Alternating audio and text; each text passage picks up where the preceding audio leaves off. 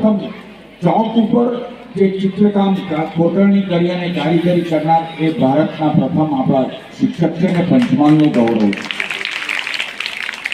150 award એ ચિત્ર ક્ષેત્રે એમને શ્રી ગોપાલ પટેલ સંગીત શિક્ષક છે, સંગીત રત્નાકર એવોર્ડથી જે નવાજવામાં આવ્યા છે અને પોતે એક શ્રેષ્ઠ સંગીત શિક્ષક તરીકે પણ એવોર્ડ મેળવેલ છે એવા એ પોતે શ્રીજી સુર કલાવૃંદ ચલાવે છે ગોધરામાં।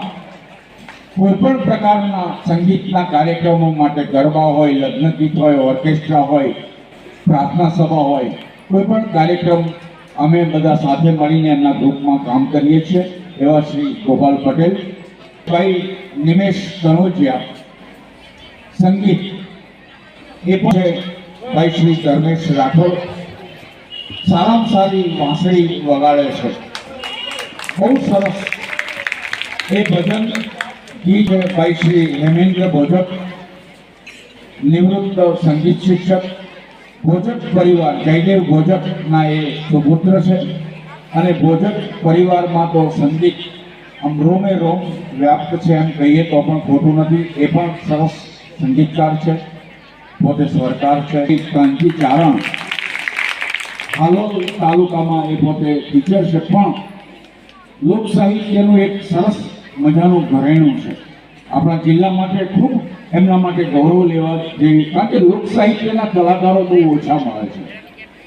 અમારી વચ્ચે નિર્ણાયક તરીકે છે તો એમને પણ આપણે આવકારીએ। અને ત્યાર પછી હવે આપણા મિત્રોમાં કોઈ બાકી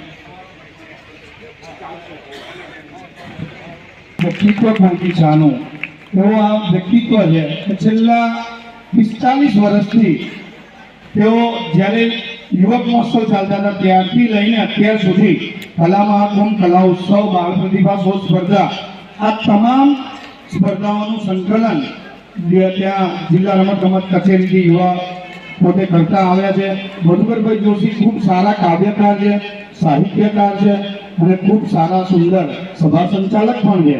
અને વિશેષ વાત એ કરીશ કે વર્ષો પહેલાં જ્યારે અમે સ્કૂલમાંથી યુવક મહોત્સવમાં આવતા હતા, અમે જ્યારે તમારી જેમ પ્રેઝન્ટ કરતા હતા ત્યાં નિર્ણાયક તરીકે આ જ બધા વડીલો એવા મધુકરભાઈ જોશી તેમજ આજે અતુલભાઈ પટેલ સાહેબ અને આ સ્કૂલના કરતા હતા એવા મુકેશભાઈ રાવલ તેમજ આચાર્ય શ્રી દિવેશ પટેલ સાહેબ, આ સૌએ જે સુંદર આયોજન કર્યું એમના માટે પણ હું નતમસ્તક સહૃદય વંદન કરું છું। અસ્તુ।